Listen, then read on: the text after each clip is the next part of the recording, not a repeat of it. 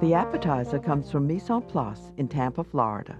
Chef Marty Blitz cooks lobster cassoulet with the mayonnaise-like sauce Rouille, which contains saffron. Louis Osteen does the entree from Charleston, South Carolina. It's pan-fried grouper with rice that includes poblano chilies and served with shiitake mushrooms. For dessert, we go to Brigtsen's in New Orleans. Frank Brigtsen prepares pound cake containing roasted pecans and sabayon containing champagne. The urban bistro Mise en Place features the creative food of Marty Blitz. In 1996, the restaurant was named grand winner in the Central Florida Gulf Coast category of the Zagat survey. Chef Blitz features Florida lobster in an interpretation of cassoulet with Saffron Rouille. Cassoulet is begun by sautéing chopped garlic, onion, celery, and carrot. Add a bay leaf, a little bit of fresh thyme, chopped up. We're going to sauté this a little bit.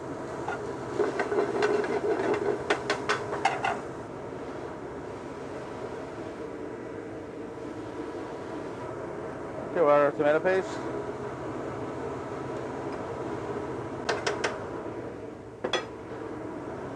Throw that in.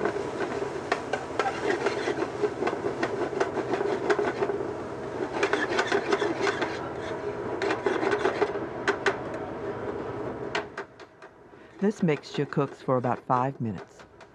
Okay, with the glaze, some white wine. Let that reduce by half.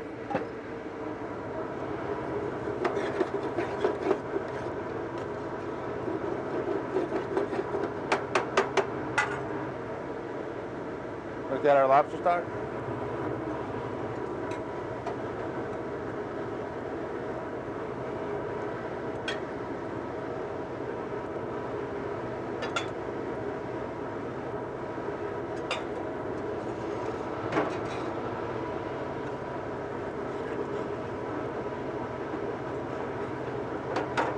And our white beans. The white beans are pre-cooked.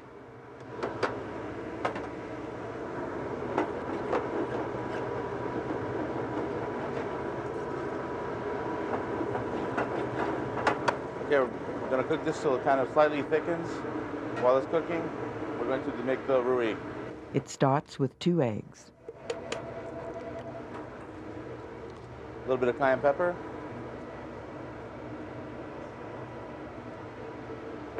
Touch of Dijon mustard.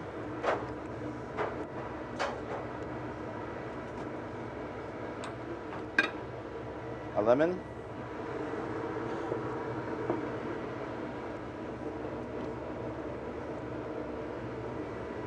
Okay. A little bit of salt and pepper.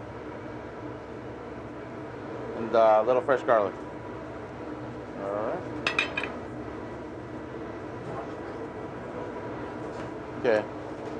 Gonna blend this on high.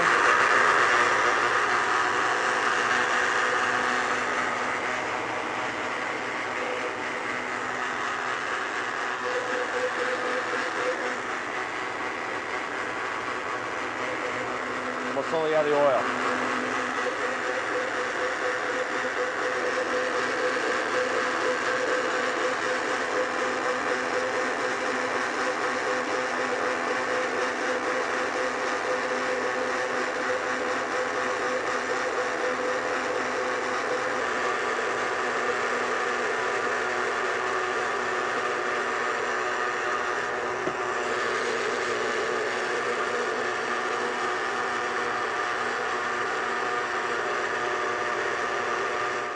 A total of a cup of olive oil is used.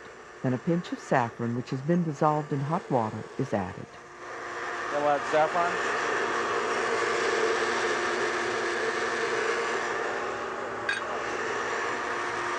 Florida lobster tails are chopped.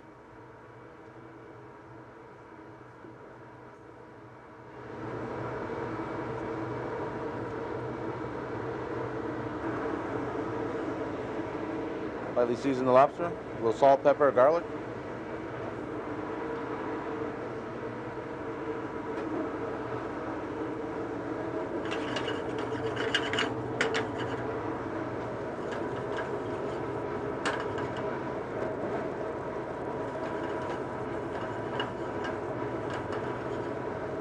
of white wine. Tomatoes. Chopped parsley. At this point, we'll mix some of our beans with the lobster.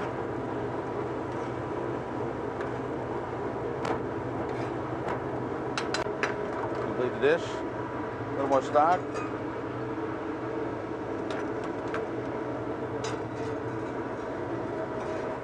We'll add our lobster. Reserving some on the side for garnish.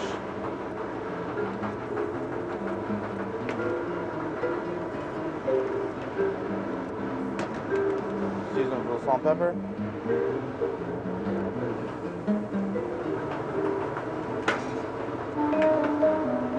Fresh cracked black pepper.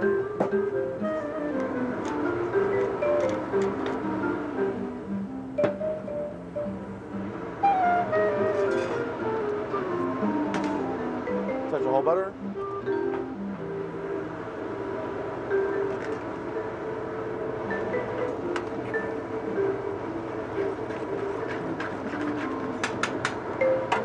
The chopped parsley.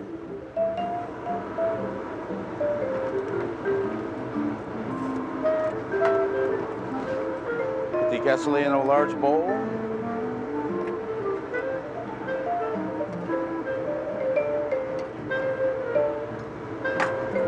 Little lobster in the center.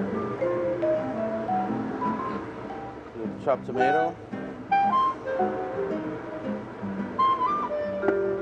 Our Rouille. Just a drizzle over the top.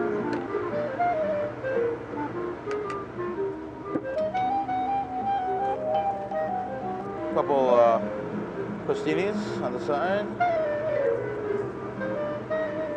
A little bit of fresh thyme. A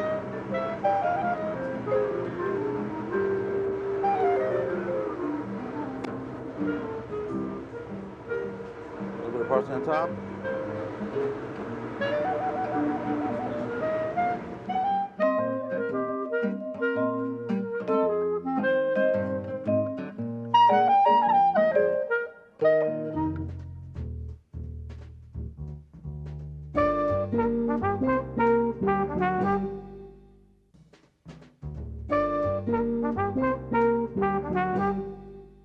At the time of taping, Louis Osteen was holding forth at his grill in the Charleston Place Hotel.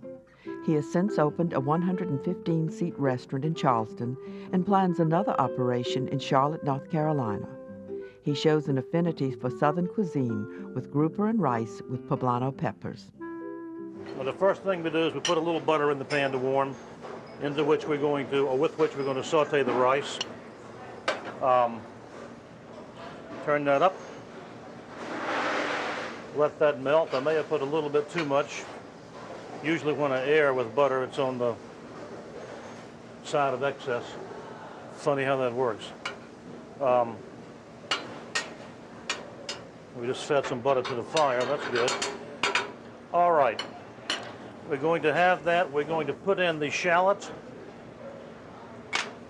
And we're going to put in the chilies, the poblano chilies in this case. We're going to let those cook for a few minutes.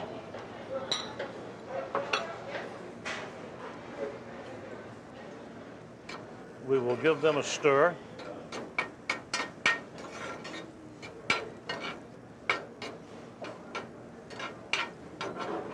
We have the hot stock already hot, and I'm going to add to that now. I'm going to add a half a bay leaf and a little bit of fresh thyme and let those sort of macerate for a little while, and it'll make the flavor a little bit better. The peppers are cooking. This is a spicy dish. Rice was the central part of the commerce of Charleston for a number of years. In fact, Charleston used to be the largest producer of rice in the country until about the beginning of the century, at which time a series of disasters, both natural and unnatural, took care of the rice business down here. So now I think it's California and Texas.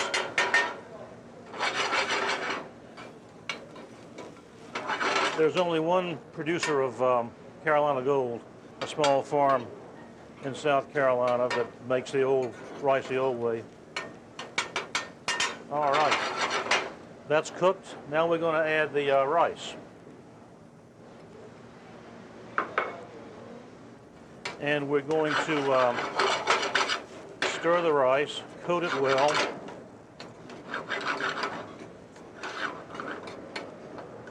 Let that cook for 2 or 3 minutes. I'm going to begin to reduce the heat a little bit because it shouldn't be too hot at this point. Now that's cooked and I've banged on it sufficiently. We're going to then take it off the heat, pour in the hot stock. It needs to come to the simmer, but not too fast.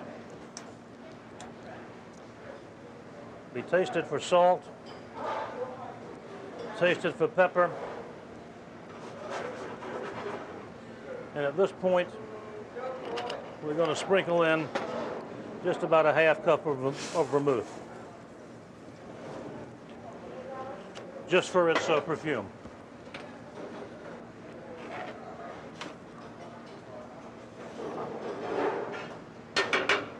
This is going to come back to the simmer.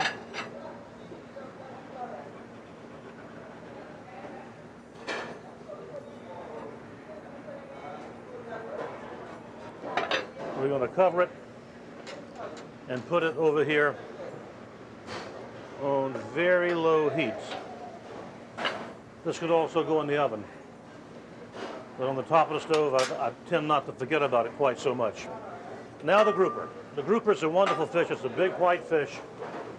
It's local to this area, to a lot of areas. The grouper is a big fleshy fish. It has really sweet meat, and this is what we're going to use for our fish. I'm going to put a little more butter in the pan, and this time we're going to add just a little bit of peanut oil. The peanut oil to fortify the butter so that it doesn't burn while the grouper cooks. Salt, pepper, and just as it starts to color, the foam sort of fades away, we can plop in the grouper. There it is. And while we're here, we're going to just put the a little salt, a little pepper on the backside. That's going to be a good looking, good tasting piece of fish. Want to be sure to maintain the heat high enough so that the grouper sautés. You can see the way the bubbles pop around. You can hear it. If you get the flame too low, it cools off. The grouper's going to steam. It'll probably stick to the pan. So don't be timid with your heat. That's something I think that a lot of people do. They're a little bit afraid to put the right amount of heat. But go ahead and blast it away. It'll work good. Sliced shiitake mushrooms are sautéed in a little butter. Be careful not to slice them too thin because they'll break because they're delicate. It's looking good. I'm going to sprinkle a little, just a couple of drops of white lime there, or vermouth. And at this point, we add just about a half cup of broth. The mushrooms are finished with chicken stock and salt and pepper. Rice with lots of peppers. It's real aromatic. You'll see if you try it at home. It's nice and moist.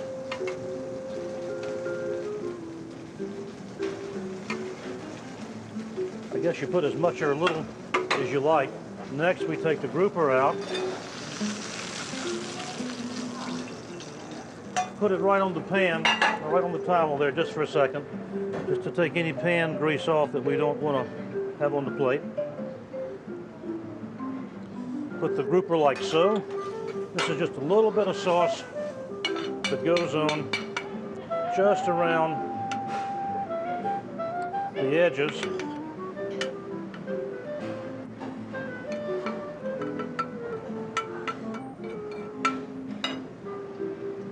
And so, there is our grouper.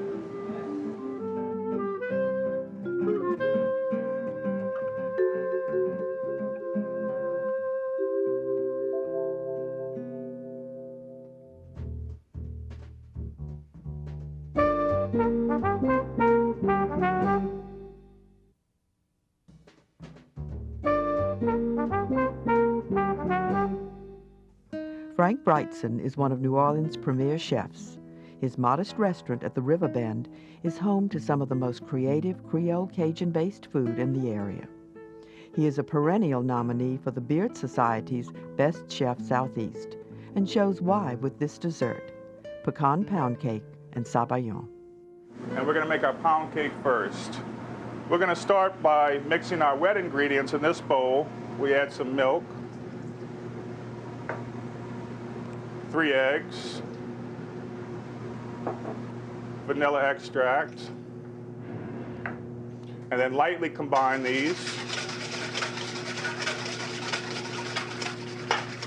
And then in a separate bowl, we're going to mix our dry ingredients. We've got some sifted cake flour, granulated sugar, baking powder, a pinch of salt, and some finely chopped lemon zest, which I think is a really great flavoring agent for pound cake. And we're just going to mix up our dry ingredients.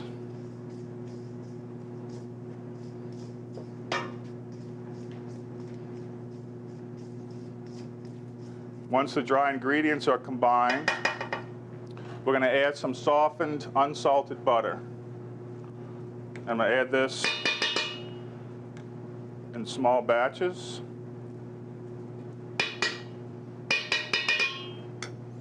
And we're going to combine that. Now we're going to add about half of our egg mixture to the dry ingredients. And we're going to blend this just until the dry ingredients are moistened. Now, of course, you can do this in an electric mixer if you like, but since we're just doing one cake, we'll do it by hand.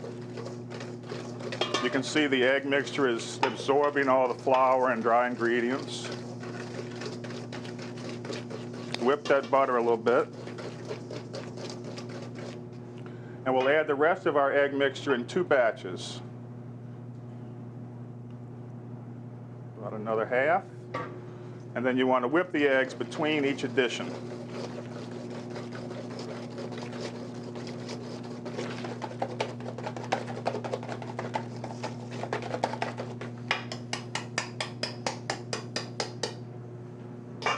Our cake batter is nice and fluffy. And we'll add our last ingredient, which is coarsely chopped roasted pecans.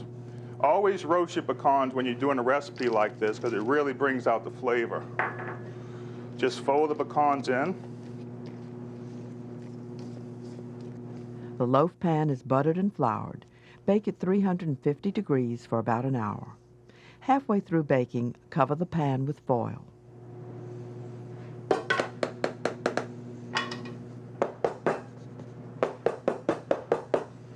The sabayon is begun by whisking egg yolks and sugar. This will help dissolve the sugar into the sabayon.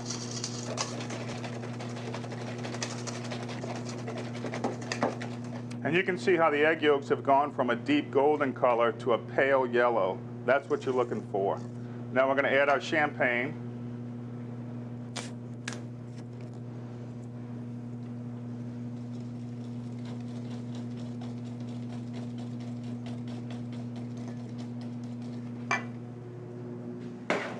And our vanilla bean. Now when you're cooking with vanilla bean, you want to split the bean and then add that to the mixture. And that'll release the flavoring, the seeds inside the bean.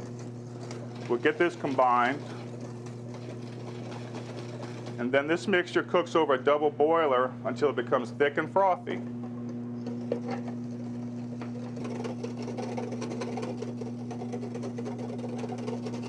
Our sabayon is getting nice and thick and fluffy, which is what we're looking for. We'll go just a couple more seconds. Remove the vanilla bean. Beautiful.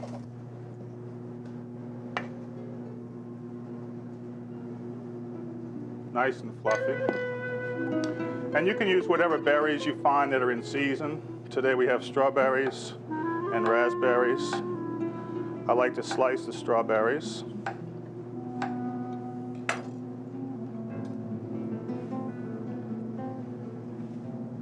Arrange those on the edge of the plate.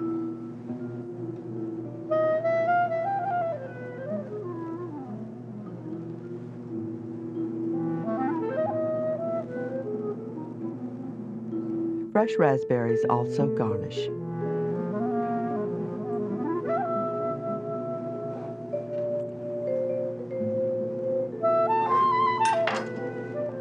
Wedge of pound cake in the middle.